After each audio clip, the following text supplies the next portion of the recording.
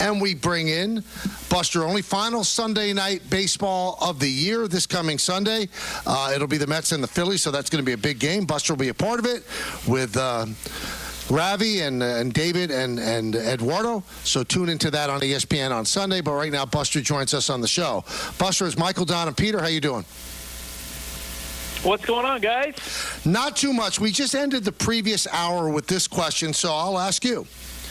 If Ohtani was Ohtani and the Dodgers miraculously moved to the American League this year, it would be Ohtani against Judge for the MVP. Who would be the MVP? I think Judge would, and maybe another way to look at that is when we have the Player of the Year vote at the end of the year. And I don't know who does it now. I don't know if Sporting News still does it. It did when you and I were growing up. But I still think Judge is going to win that award. When you talk about all the things he's done offensively, his OPS is 150 points higher or so than Ohtani's. And he's a position player, which I think should make a big difference. There's a reason why before this year, no full-time DH has ever won the MVP. So as great as Ohtani has been, and I do think the 50-50 feat is insane. What he did yesterday was the greatest day for any player, in baseball history, in my opinion. I still think the Judge would win, the best player in Major League Baseball award. Now, flipping over to the National League, now Lindor hurt, I think, is standing with this back injury. But will there be people that will vote for Lindor because of the whole DH bias? There might be one or two or three. It's always interesting to me that when we have votes that are like this, how the folks who cover the player will sometimes vote for that guy. The two beat writers covering the Mets. And I don't know who from New York is voting for the MVP award, but that tends to happen when you have a worthy candidate like Lindor.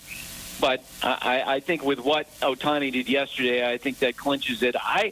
Generally speaking, I've never believed in the hype, the idea that hype makes a big difference in the MVP voting. I think writers generally dismiss that. But Ohtani has just dominated all of our conversation since the beginning of the last offseason, and he's lived up to all that hype and had this incredible season.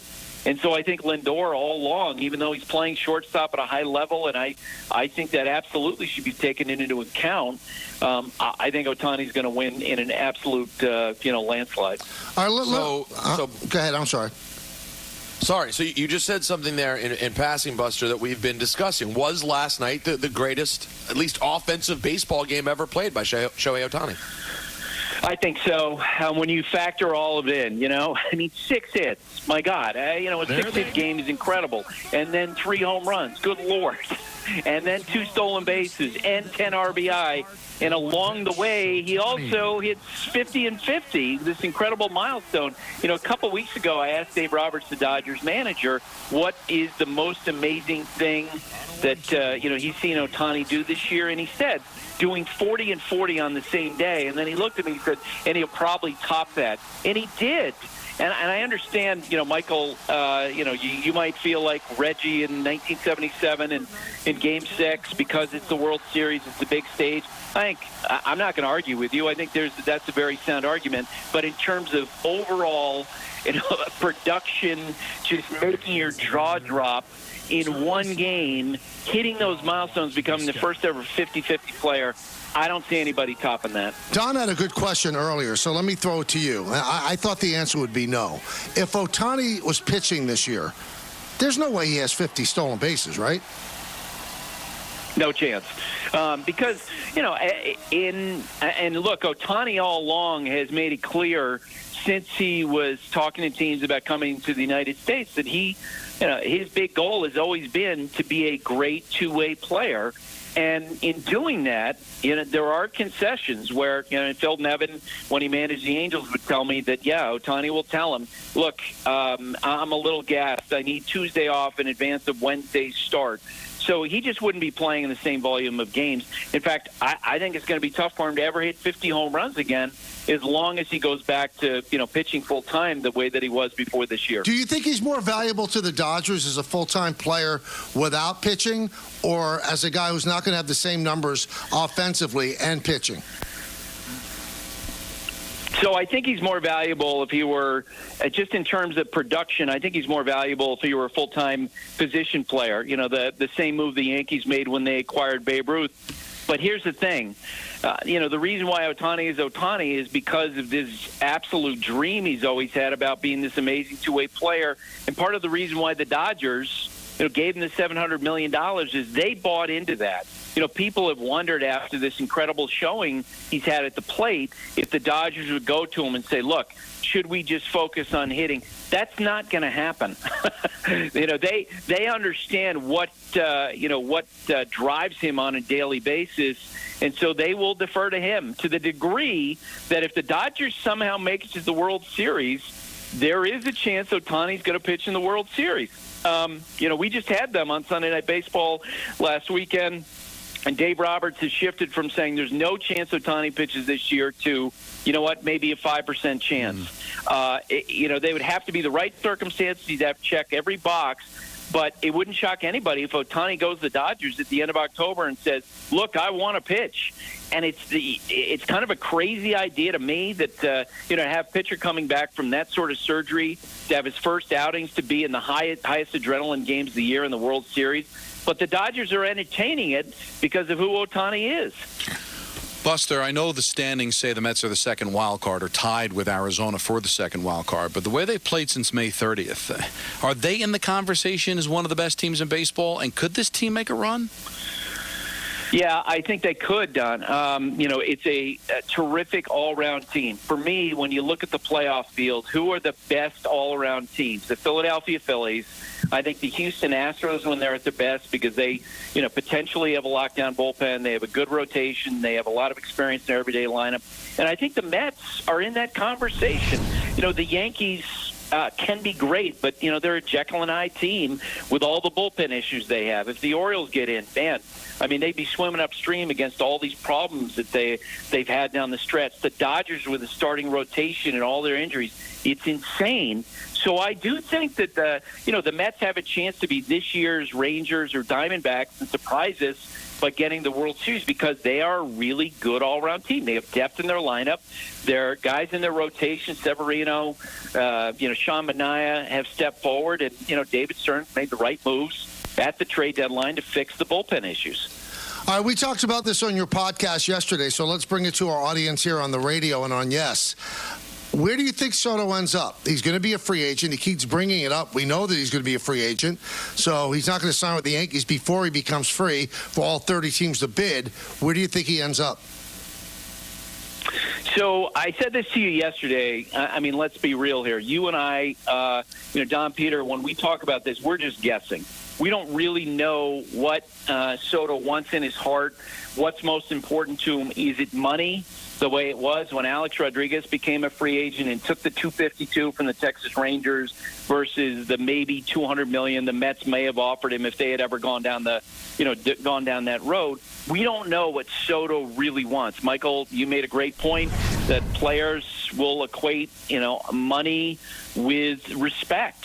And if Soto decides, look, I want to take the biggest dollar figure, that to me, that means he's going to wind up with the Mets. And that would be my guess today, that's where he lands at the end of the day. Most of Scott Boris's clients, when they hit free agency, they take the highest offer. There are occasionally some guys where it doesn't play out that way. Bernie Williams took more money or less money from the Yankees over a bigger offer he got from the Red Sox, but that doesn't happen very often. I think most of the time Scott's clients take the biggest offer, and I think Soto, in the end, he's going to have to make a choice between playing with the Yankees, a team where he had success, he gets to play along with Aaron Judge in a ballpark that's so well suited for him, or taking more money from the Mets. So, Buster, do you think the Mets would change their view on going all in for him with a blank check philosophy if they go far with a team that they built in a completely different way this season? I think they look. Do I think that David Stearns is going to make the same mistake that the San Francisco Giants and the Boston Red Sox did and try to recreate Tampa Bay, New York? No. I just don't. I think that David is going to combine all those things he does well in terms of identifying pitching and fostering the farm system along with Steve's money, and he's going to use all that power the way Andrew Friedman has with the Dodgers. And yeah, Andrew Friedman has they have built an incredible farm system with the Dodgers. They've done a great job with player development, and they've been drafting at the end of the first round and finding guys. Like Walker Buehler. And at the same time, they've also doled out some of the biggest contracts, Mookie Betts and Shohei Ohtani and Yamamoto. I think that's what Stearns is going to do. And you mentioned it yesterday, and I think it's the perfect comparison, Michael, that, the history of Steve Cohen is if he wants a piece of art, he has no problem paying what's required to get that piece of art. And I just don't think Hal operates that way. I think Hal is, he's not going to blow away all the other teams in bidding for, someone like Aaron Judge, as we saw in that when he was a free agent. So the San Diego Padres, in the end, wound up making a bigger offer than the Yankees did. Buster, what's the timeline on this? Because whoever doesn't get Soto, if this lasts deep into the winter, there may not be enough time for the loser to pivot. You're right, and we have certainly seen situations like that when Carlos Beltran was a free agent and was hoping that the Yankees would step in, and he wound up taking the deal with the Mets, and the Houston Astros were left just holding the bag. Agents believe and teams believe that Scott will finish Soto by about December 15th, like right after the winter meetings, because he's got other guys that he's got to get signed. And, Scott would disagree with this statement. I think he had a terrible winter last year. Jordan Montgomery, Blake Snell, Matt Chapman, on and on. He needs a big winner. And Soto is a great platform for him.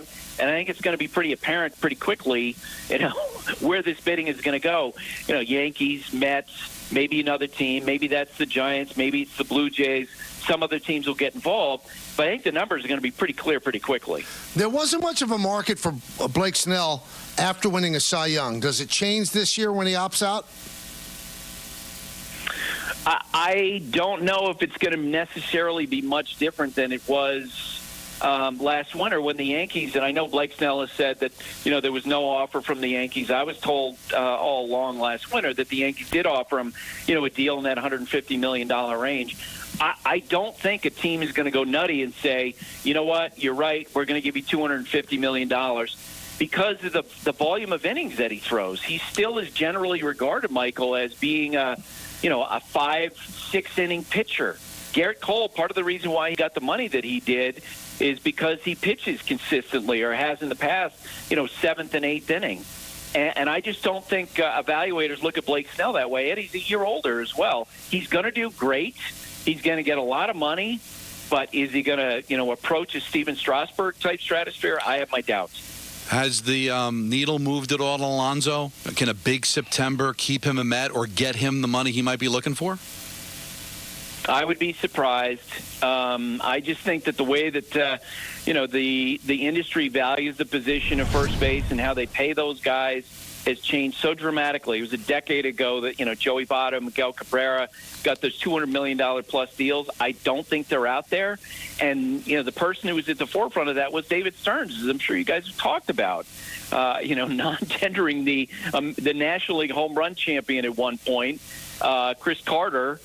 And I think he's very comfortable moving forward. I suspect also that, that the negotiation we just saw finish between the Giants and Matt Chapman will box in Pete to some degree as well. I mean, here you have the Giants paying a Gold Glove third baseman, $151 million over 6 years. The Mets could look at that deal and present that to Pete and say, look, that's the market for a corner infielder who's a great defender, about the same age as you are, represented by the same agent. They're not necessarily going to be a team that's going to step in and pay $250 million for you. So I think Pete's going to have to make a choice between, whatever the Mets offer and And hoping that a team steps in like the Rockies did in the Chris Bryant negotiations and pays more than what the market's paying at the position. I'm curious about the Dodgers. They have such a good offensive team. We see with Ohtani with the 50-50 and Betts and Freeman, the whole deal. I'm not going to name everybody. But as they go into the playoffs, Buster, other than Flaherty, who are the starters? Who are starting games for them? I mean, their rotation has been ravaged by injuries. It's been crushed. And you're right. Flaherty's at number one.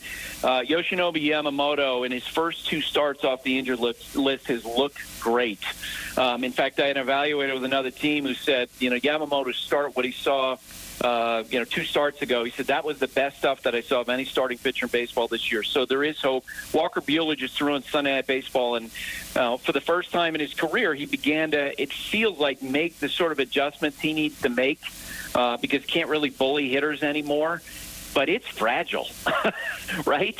Yeah. You're hoping that Kershaw comes back. You're hoping that Buehler continues to make those adjustments. You're hoping that Yamamoto had a serious shoulder injury, that he stays healthy, that Flaherty, as you know, the Yankees killed the deal because they're concerned about his back. It's so fragile. One way to look at it is, which of the playoff teams do you have the least confidence in to win the World Series? And you mentioned Dodgers have a great offense, but will that carry them all the way through despite all these pitching issues?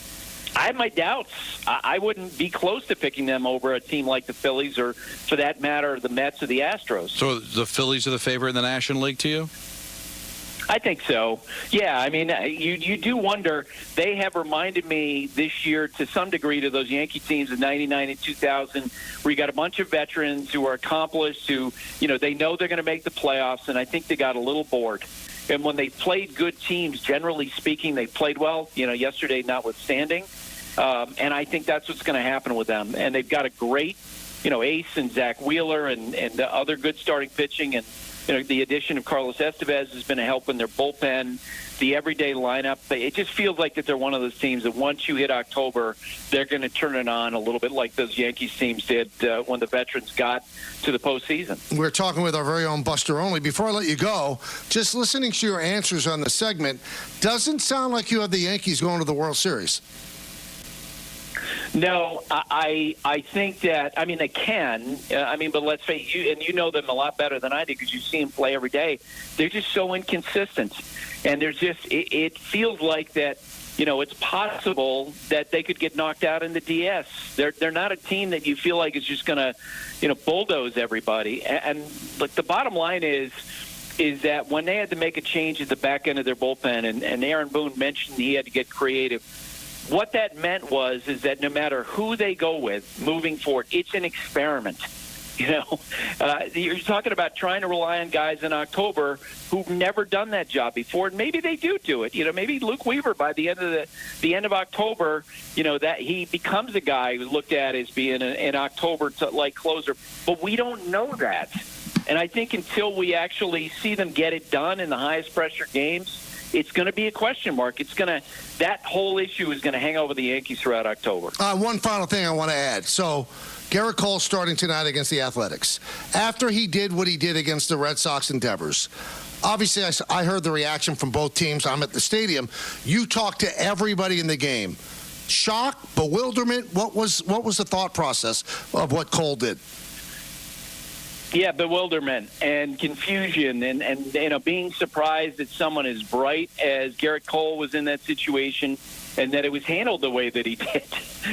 They were just like, what? What was that? It wasn't like you're talking about some idiot out there on the mound. You're talking about a smart guy who puts a lot of thought into his starts, and so people of other teams are really confused by that. Well, Sunday night baseball, the final regular season Sunday night of the year. It'll be the Mets against the Phillies from Citi Field, which will be a great one. Buster's part of the whole cast. Thank you for joining us. All right, guys. Great to talk with you. All right.